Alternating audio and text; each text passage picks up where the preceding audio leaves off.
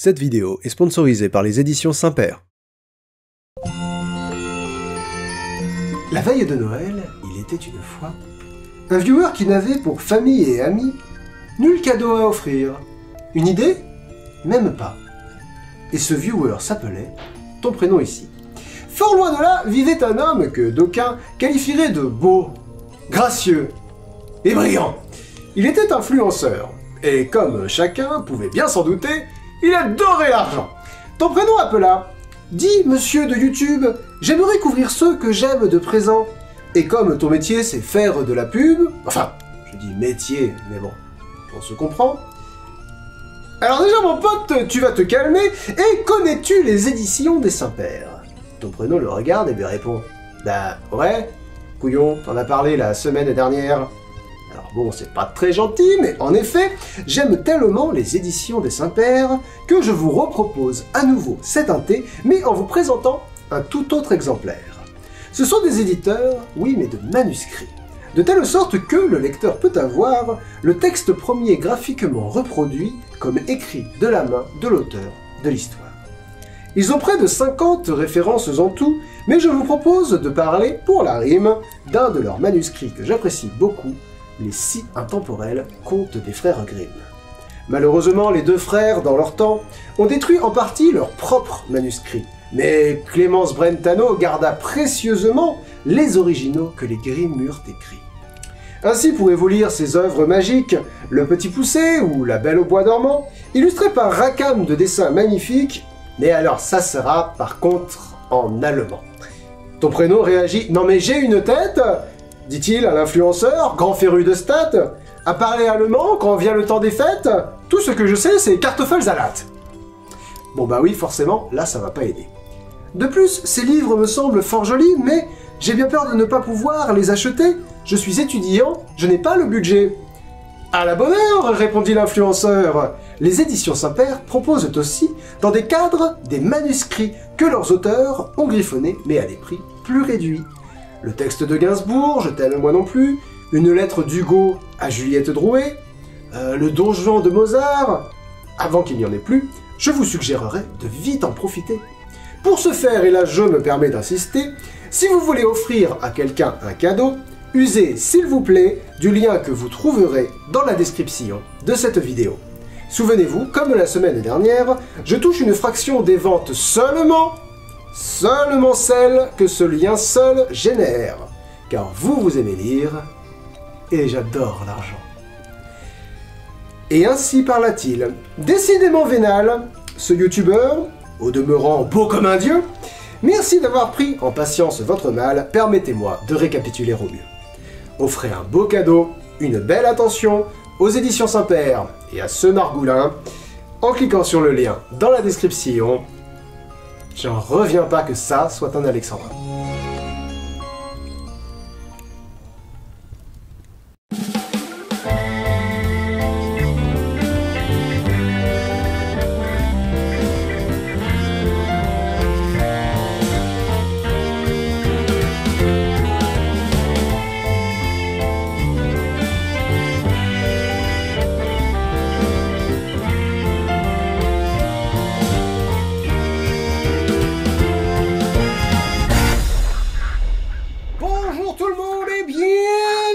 Cette deuxième partie du coin lecture de décembre spécial vos suggestions, et aujourd'hui on va parler des demi-finalistes de ce tournoi spécial vos suggestions, et on va commencer avec le Silmarillion de J.R.R. Tolkien, Joseph René Richard Tolkien. Composé de récits... bus de tourisme sur 20. Composé de récits allant des jours anciens de la Terre du Milieu jusqu'à la fin de la guerre de l'Anneau, en passant par le second âge, parce que pour passer, n'est-ce pas, du premier âge au troisième âge, il faut passer par le terme ta gueule et la montée en puissance de Sauron. Le Silmarillion est au cœur de l'univers imaginé par J.R.R. Tolkien. La raison pour laquelle je prononce les noms bizarrement, c'est parce que, alors vous le savez, j'ai lu Le Seigneur des Anneaux, les 3 tomes du Seigneur des Anneaux plus tôt l'année dernière, et donc je prononçais les noms comme dans les films, quoi, voilà. Et puis, en lisant Le Hobbit plus tard dans le mois, et donc le Silmarillion, j'ai vu que y avait à chaque fois un petit encart. Comment est-ce que les noms se prononcent? avec littéralement écrit « Ça se prononce pas Sauron, espèce de con !» Pas littéralement espèce de con. Attendez, bougez pas, je vais vous trouver le... Alors j'ai la chance d'avoir une très belle illustration. Enfin, Camille m'a prêté son illustration qui est vraiment très très chic. Voilà, ici nous avons donc note sur la prononciation. N précédée d'une voyelle est toujours prononcée et la voyelle n'est pas nasalisée. Et, par exemple, Endor, Urin, Elrond, et beaucoup d'autres. Je roule les R parce qu'il roule les R dans le film aussi. Elrond, voilà, et beaucoup d'autres. Les consonnes doubles sont rallongées. Dans Yavanna, le N est donc long, comme dans Innommable, plutôt que court, comme dans Inanimé. Les consonnes finales sont toujours prononcées. Ainsi, Elrond ne rime pas avec plafond, mais avec l'anglais pond. Et où est-ce qu'il parle là? Le AU équivaut à l'anglais owl dans cow. La première syllabe d'Aoulé se prononce donc comme l'anglais owl, et la première syllabe de Sauron comme l'anglais avant mal. Merde, je me suis trompé de mot. Comme l'anglais amer plutôt. Ce qui donne en français Sauron et non Sauron. Bande de glands.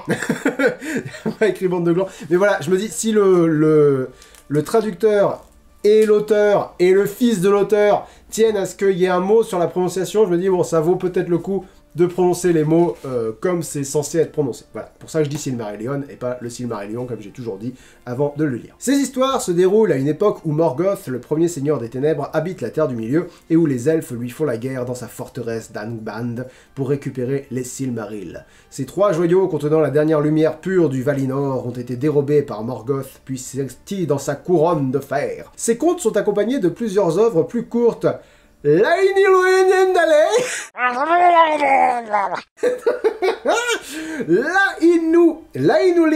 est un mythe de la création, tandis que la Valaquenta décrit la nature et les pouvoirs des dieux. La Calabeth raconte la destruction du grand royaume insulaire de Númenor à la fin du Second Âge, et les Anneaux de pouvoir relatent les grands événements de la fin du Troisième Âge que raconte également le Seigneur des Anneaux. Jean-Robert Richard Tolkien n'a pas pu publier, c'est John Rudgen.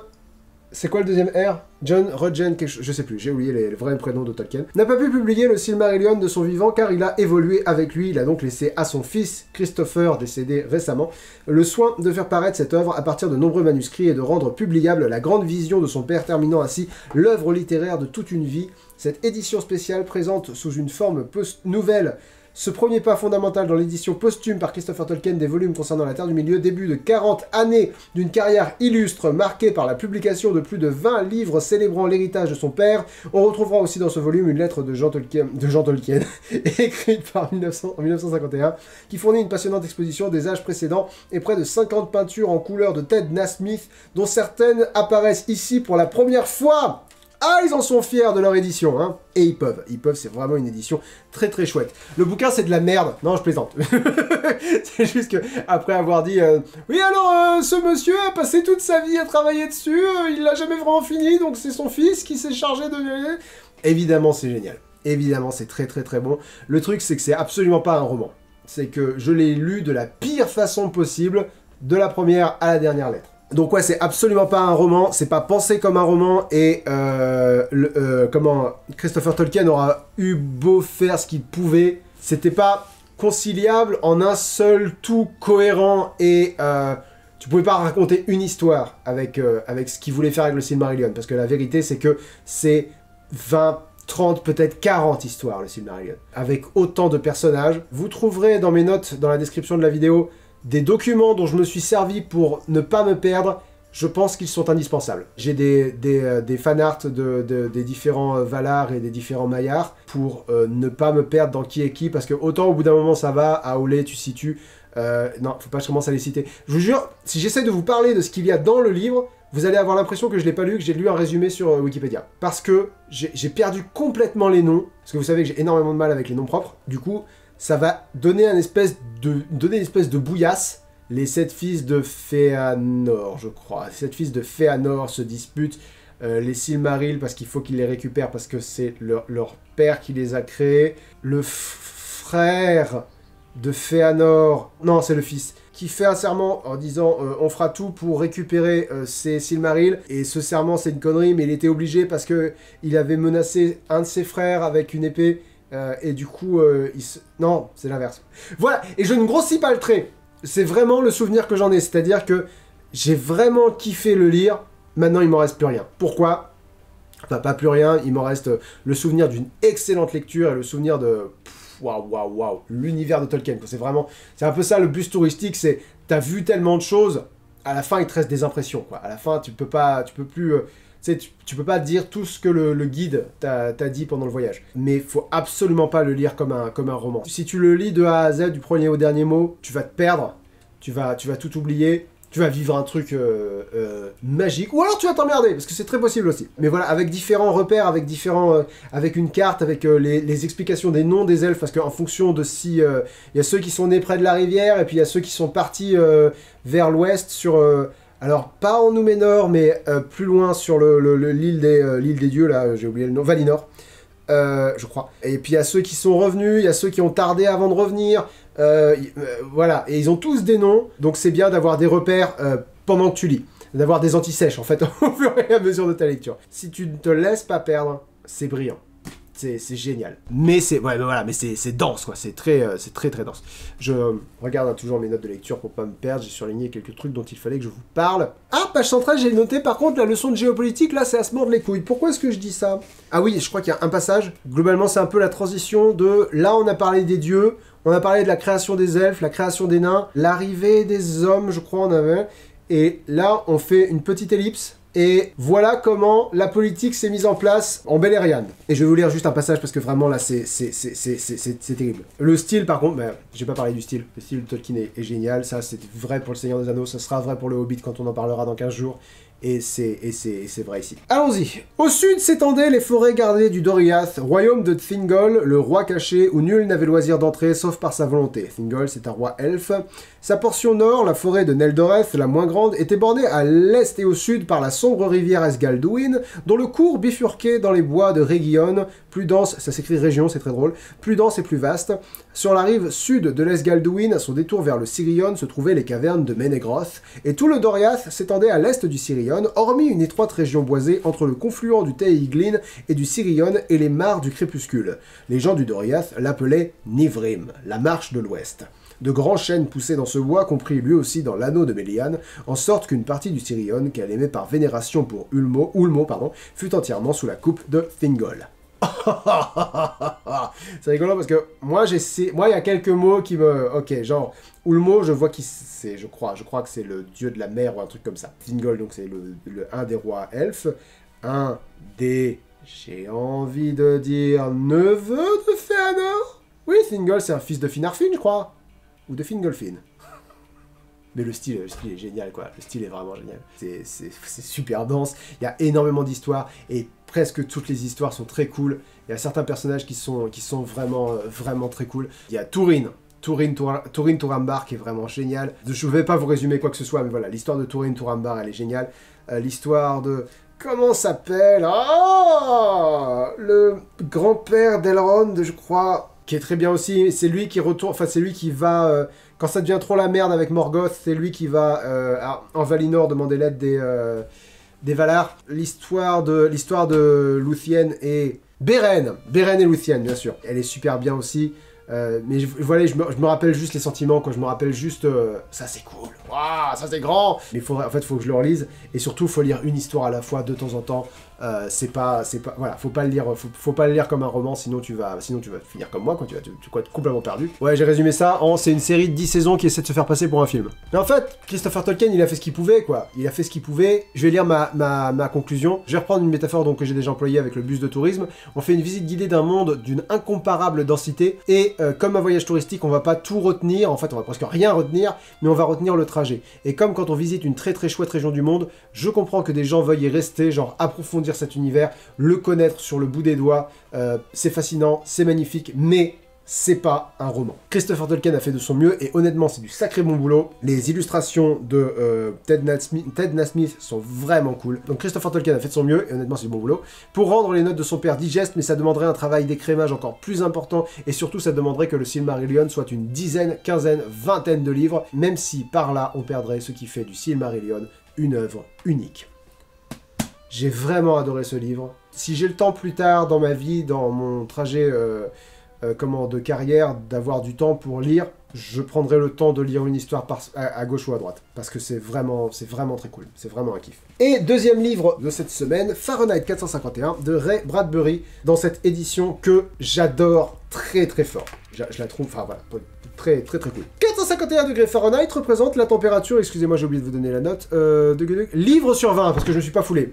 Traduction de Jacques Chambon et Henri Robillot. J'ai pas pensé à préciser que le Silmarillion, c'était la traduction de Daniel Lauzon, donc la dernière traduction en date. 451 degrés Fahrenheit représente la température à laquelle un livre s'enflamme et se consume.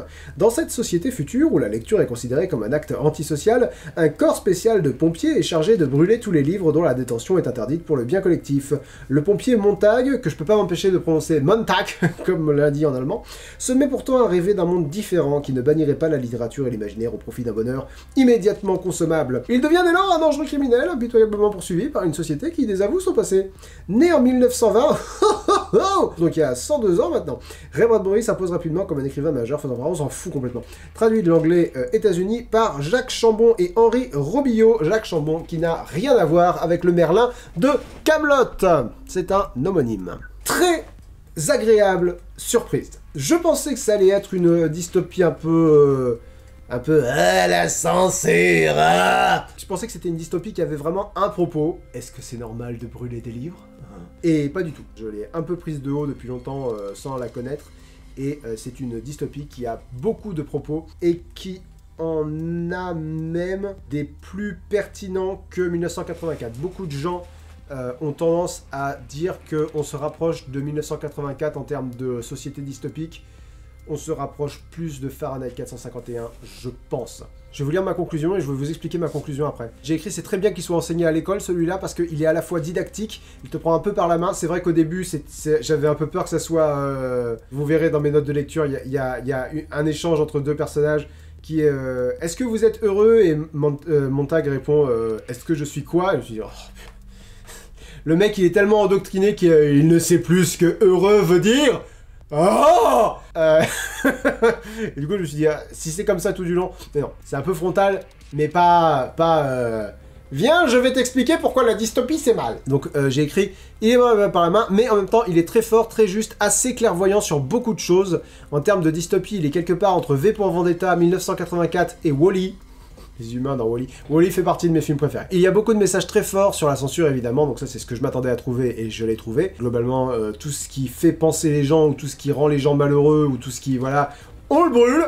Et si c'est quelqu'un, on le brûle aussi. On fait, voilà. Faut que les gens soient contents. Et s'il y a quelque chose qui les rend pas contents, on les crame et comme ça les gens sont contents. Il y a beaucoup de messages très forts sur la censure évidemment, mais aussi sur la nature humaine et le danger de cultiver son propre vide. Ça a été une très belle découverte et la raison pour laquelle j'ai mis un livre sur 20, c'est que Fahrenheit 451 fait ce qu'il prêche que les livres font. Il te rappelle l'essentiel, il te fait penser en te divertissant. C'est-à-dire que Montag se rend compte que les livres sont pas seulement importants, mais ils sont l'essence de notre culture, de ce qui fait de nous des humains, et Fahrenheit 451 peut se targuer de ça. D'être divertissant à plusieurs égards, c'est-à-dire qu'il y a des robots, il y a des pompiers qui crament des trucs, il y a des, vous voyez, il y a des idées de science-fiction qui sont chouettes, quoi, qui dépaysent par leur côté...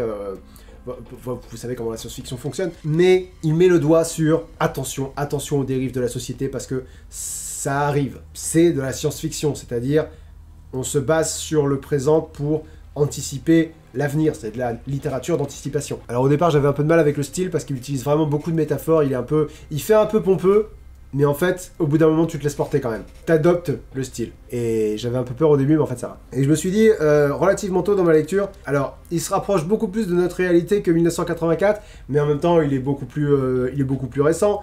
Donc du coup je suis allé chercher la date de sortie, m'attendant à trouver 1970 quelque chose ou 80 quelque chose. 1953. Il a été écrit 5 ans après 1984, c'est exactement la même période. Il y a des gars qui voient venir des trucs. Il y a un passage sur les politiques que j'adore. C'est globalement la télé. Ils font beaucoup ça dans les romans de science-fiction. La télé qui est à la fois omniprésente, ton pote, et qui te prend pour un con, tu sais. Mais je voulais aussi vous parler du passage sur les politiques. Notamment... Donc oui, la télé dit à Montag, oh mais si tu veux penser, on va penser, tiens regarde une émission politique, c'est parti. L'émission politique, et je la trouve très actuel. Alors il y a 3 femmes qui sont des personnages de télévision mais qui parlent directement avec les spectateurs et qui s'adaptent aux spectateurs. Et elles sont extrêmement superficielles. Les 3 femmes s'esclavent faire, exposant leur langue. Mildred resta un moment, donc une des 3 femmes, resta un moment tranquille, puis... Non, Mildred, c'est la femme de Montag, pardon. Puis, voyant Montag toujours debout sur le seuil, battit des mains. Et si nous parlions politique pour faire plaisir à Guy? Guy Montag, c'est le protagoniste. Bonne idée, dit Madame Bowles, une des femmes de la télé. J'ai voté aux dernières élections, comme tout le monde, et je n'ai pas caché que c'était pour le président Nobel. Je crois que c'est un des plus beaux présidents que nous ayons jamais eu. Il faut dire que celui qu'il présentait contre lui, ça, il avait rien de terrible. Le genre court sur pattes, aucun charme, l'air de ne pas savoir se raser ni se coiffer correctement. Quelle idée ont eu les autres de le présenter? On ne présente pas un abo pareil contre un grand gaillard. En plus, il parlait entre ses dents, la moitié du temps je n'entendais pas un mot de ce qu'il disait, et les mots que j'entendais, je ne les comprenais pas. Et peu donnant avec ça, et pas fichu de s'habiller de façon à dissimuler son embonpoint. Pas étonnant que Winston Noble ait remporté une victoire écrasante. Même leurs noms ont joué, comparez 10 secondes, Winston Noble et Hubert Hogg. Hogg, ça veut dire porc, enfin ça, voilà, ça veut dire porc en anglais. Et vous pouvez presque prévoir les résultats. Bon sang, s'écria Montag, qu'est-ce que vous savez de Hogg and the Noble? Eh ben, ils étaient sur ce mur, donc mur c'est la télé. Eh ben, ils étaient sur ce mur il n'y a pas 6 mois, et il y en avait un qui n'arrêtait pas de se curer le nez, ça me mettait hors de moi. Voyons, monsieur Montag, dit Madame Phelps, voudriez-vous que nous votions pour un type pareil? Une pensée très émue pour les gens qui ont voté pour Macron parce qu'il était beau, il était jeune, il présentait bien. Je dis pas que c'est pour ça qu'il a été élu, je dis que... C'est un truc que j'ai l'impression d'avoir beaucoup vu après les élections pas les dernières élections, mais celles d'avant. Pourquoi vous avez voté pour Macron? Oh, il est jeune, il est dynamique, voilà, c'est... Fahrenheit 451. C'est la fiction qui s'inspire de la réalité, hein, j'en suis tout à fait conscient, c'est-à-dire que c'est pas un problème qui est d'aujourd'hui. Mais je trouve quand même que... Ben, on n'apprend rien. On a écrit plein de science-fiction, plein de trucs d'anticipation qui dit « Attention, on se dirige vers la catastrophe !» Et on y est allé, en chantant, on y va, on continue d'y aller. Wouhou! C'est un peu à glacer le sang, mais en même temps, c'est assez génial. Et j'aimerais qu'on ait une discussion, genre on va finir là-dessus, donc je vais vous laisser sur la question que je vous pose toujours en fin de vidéo. Et j'ai envie d'essayer un autre truc. Je vais vous lire un passage et j'aimerais qu'on en parle dans les commentaires. Le passage en question est un speech, hop là, que je vais vous lire. Et je sais pas comment formuler ma question, donc je vais vous lire un passage et je vois si une question me vient, si une question me vient pas, juste... J'aimerais, voilà, que vous me donniez vos opinions là-dessus. On ne peut pas construire une maison sans clous ni bois. Si vous ne voulez pas que la maison soit construite, cachez les clous et le bois. Si vous ne voulez pas qu'un homme se rende malheureux avec la politique, mais n'allez pas lui casser la tête en lui proposant 2 points de vue sur une question. Proposez-lui-en un seul. Mais encore, ne lui en proposez aucun, qu'il oublie jusqu'à l'existence de la guerre. Si le gouvernement est inefficace, pesant, gourmand en matière d'impôts, cela vaut mieux que d'embêter les gens avec ça. La paix, Montag. Proposez des concours où l'on gagne en se souvenant des paroles de quelques chansons populaires. N'oubliez pas les paroles. Du nom de la capitale de tel ou tel état, ou de la quantité de maïs récolté dans l'Iowa l'année précédente. Bourrez les gens de données incombustibles, gorgez-les de faits qu'ils se sentent gavés, mais absolument brillants côté information. Ils auront alors l'impression de penser. Ils auront le sentiment du mouvement, tout en faisant du surplace. Et ils seront heureux, parce que de tels faits ne changent pas. Ne les engagez pas sur les terrains glissants comme la philosophie ou la sociologie pour relier les choses entre elles. C'est la porte ouverte à la mélancolie. Tout homme capable de démonter un tel écran mural et de le remonter, et la plupart des hommes en sont aujourd'hui capables, est plus heureux que celui qui essaye de jouer de la règle à calcul, de mesurer et de mettre l'univers en équation, ce qui ne peut se faire sans que l'homme se sente solitaire et ravalé au rang de la bête. Je le sais, j'ai essayé. Au diable tout ça. Alors place aux clubs et aux soirées entre amis, aux acrobates et aux prestidigitateurs, aux casse-cou, jet-car, motogire, au sexe et à l'héroïne, à tout ce qui ne suppose que des réflexes automatiques. Si la pièce est mauvaise, si le film ne raconte rien, si la représentation est dépourvue d'intérêt, collez-moi une dose massive de térémine. Je me croirais sensible au spectacle, alors qu'il ne s'agira que d'une réaction tactile aux vibrations, mais je m'en fiche. Tout ce que je réclame, c'est de la distraction. J'adore ce passage. Je vous laisse me dire ce que vous en pensez. Je sais pas s'il y a un ancêtre de N'oubliez pas les paroles qui existait à l'époque ou s'il l'a vu venir. Enfin, j'adore ce passage. Je vous laisse me dire ce que vous en pensez. Je vous laisse me dire qu'est-ce qui fait écho en vous avec ce passage-là. Parce que... Ouais, moi j'ai une opinion, mais je préfère pas vous aiguiller. Voilà, je vous laisse me dire ce que vous en pensez. La semaine prochaine, La semaine prochaine, c'est Noël. On parle de Percy Jackson, l'apprenti épouvanteur et le cercle des poètes disparus. Je vous préviens, vous allez peut-être être déçus. Merci à tous d'avoir regardé cette vidéo. Et à la semaine prochaine pour plus de livres. Bisous tout le monde. Ciao.